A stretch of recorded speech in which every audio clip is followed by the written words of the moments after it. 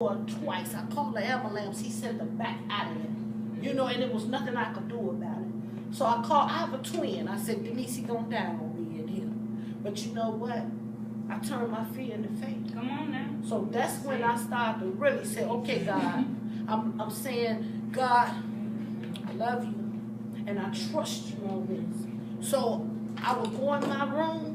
I would get up at 5 o'clock in the morning, fix him some breakfast, fix my young son some breakfast, set the medicine on the table. Then I would wash his face with the water.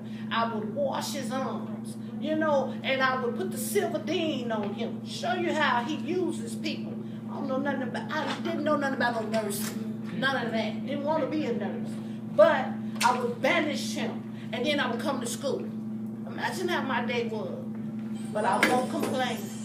I won't complain. I would get a break and I would go home and check on my father. And then at 2 o'clock, I had Professor Ted Wiggles. I would go to his class. Then I was done. But I took in 4 classes at a time, you know, and I stayed determined. I stayed focused. I did my work. It wasn't easy. Nothing is easy.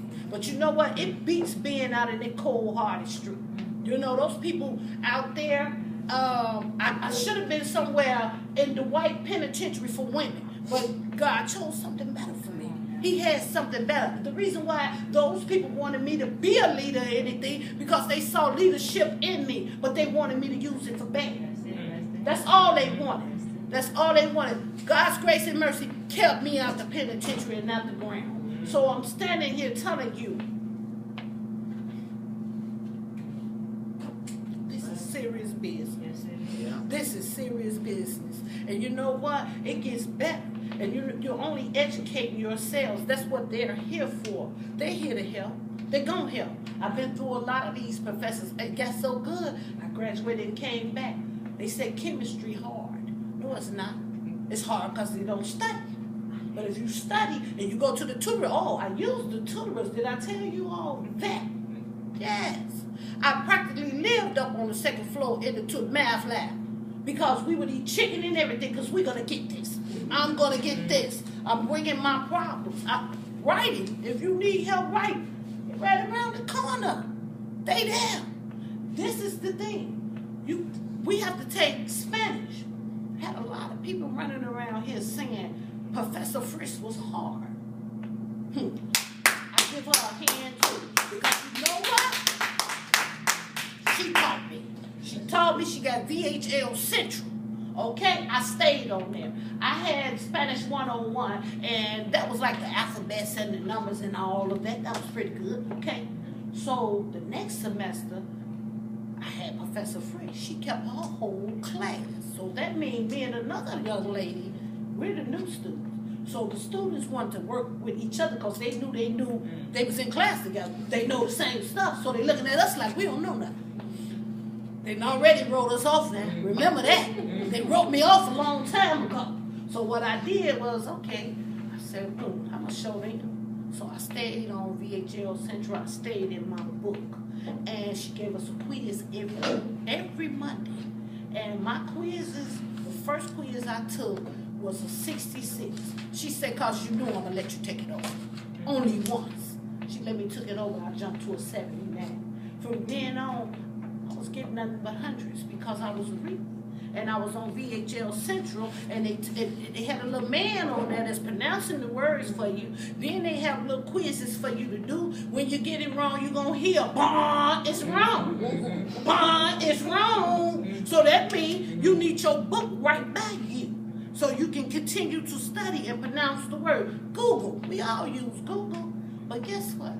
What's even better to communicate with the teachers, the professors, is that we have our own blackboard. That's a beautiful thing, man. You know, because they're putting their assignments up there. And then they're emailing you, they're telling you what you need. Everybody has a grade point scale in here. And if you continue to come every day and follow that grade point scale, the syllabus, follow it, you can't go wrong. I pop A's, and I said just like that. I pop A's like that, like that, like that. Because guess what? I don't mind being sleepy. Because I'm going to stay up and I'm going to study. I get up like 5, still now today. I get up at 5. That way I won't be rushing. I have a son that's 14. I have to get him together. And he's on his toes. When I say get out the bed, he knows this business. He knows what he's supposed to be doing. Okay, he get up, he clean himself up, give him a little something to eat. He's gonna eat. He's gonna, at 7:45, my son is out the door. Him and his 2 little friends, they gone together. Okay, he's safe, because it's 3 of them. We have to, as parents, we have to make sure we protect those children and nurture those children. We have to educate those children. How does it feel to sit at a table with your child and you don't know that work that they sending them home from elementary school? So something had to be done. You know, I share with you, along that journey of me being out of school for 23 years, do you know I became an alcoholic? And this is real. I am a recovering alcoholic. I've been a member for 6 years. I have not drank anything. I believe if I tried to drink something, I would get sick, dizzy, and fall out. But you know what? He takes that man I keep talking about. He will deliver you from anything if you sincere and you ask him. You know, here it is. They kicked me down, y'all. I was already dragging that ground and they kicked me. They kicked me. They talked about me really, really bad. Real bad. You know, my kid's father, when he was alive, he didn't want me. But guess what? I became an alcoholic drinking with him. You know? So once I got down there, he didn't want me no more. And I'm okay with that. You know, but I thought fighting was the answer. You know, but you know what? I took it like a woman. And I just one day woke up and I walked away. He lived on this end of the block, and I would go to that end. I was going the opposite direction because enough is enough. You know, how you gonna knock 6 doors down from me, not take care of these 2 sons? But you know what? May God may rest in peace. He worked for the Federal Reserve Bank for 13 years. He died. He died of cirrhosis of the liver and cancer. So that is a painful death. He died. This man died at like the age of what? I'm 48, y'all. I'll be 50 in 2 years. He died like at the age of like 43. Like about young man. But that Federal Reserve money, all them years he didn't take care of my son. Well, and you know what? He had a knot on the back of his neck, and it was small. He left. He went to Minnesota. He come back. That knot had grew, and I was like, you know, that looked like cancer. And he told me it don't matter to me. He said, I know one thing. When I leave here, my baby's gonna be taken care of. I said, why you gotta leave here to take care of him? Right. You know, but when he left here, it hurted me because, remind you, I got 2 boys. And this is the honest God truth.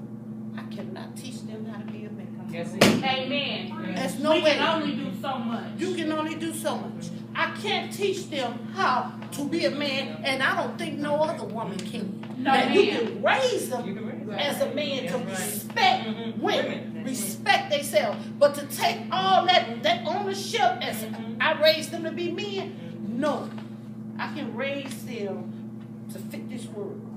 And when I say over and beyond, I mean go over and beyond. My oldest son, he graduated in November of 2013, a few months after me, because you got to beat me. He had to beat me. But you know what? He couldn't. He was at a 3.5. He had got a scholarship to go away to University of Dubuque. He chose to go to those people college and sell weed. Knowing he had a crazy mother like me. I said, get your butt off their people's property. His friends, they had locked him up. His friends went and got him to keep me from going to get him. When he called, I said, get off them people's property and get your butt back home. You know what I did? I said, you know what? You get me 5 schools. Get 5 schools, and we're going to narrow them down to 2. I said, if you don't get in school, you going to school with me. And you know he didn't want to go to school with me. You know why? Because look, mama, what young man you don't want to go to school with their mother.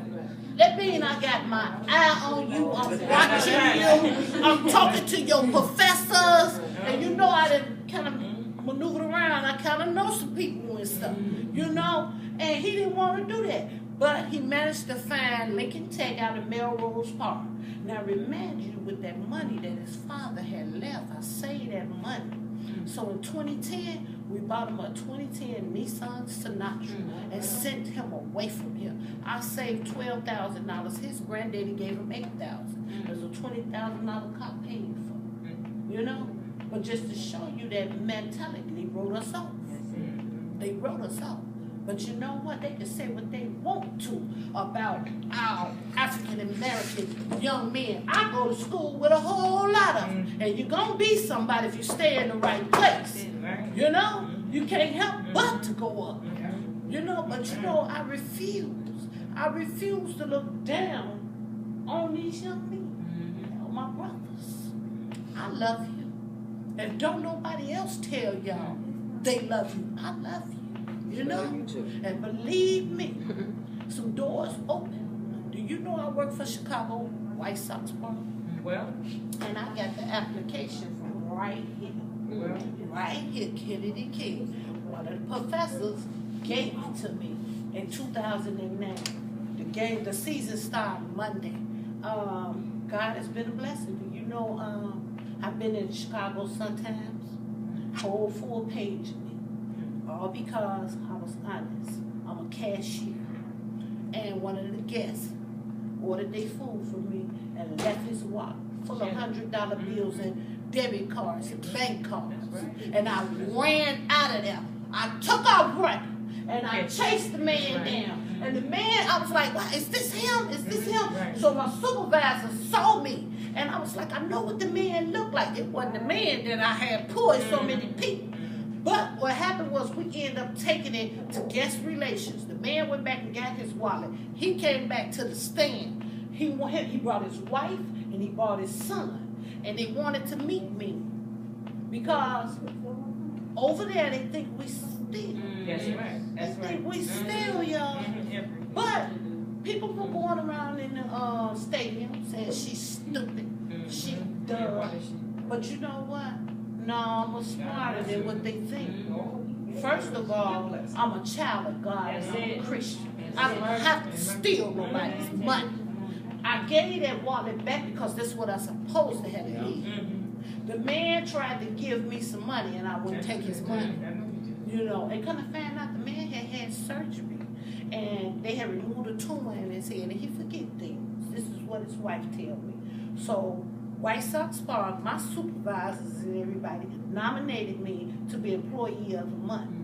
So what they did, they gave me a gift certificate for $100. They gave me a White Sox jacket, the good one. They gave me 4 tickets to go to the game. I went to the game on my birthday last year, which was September 17th.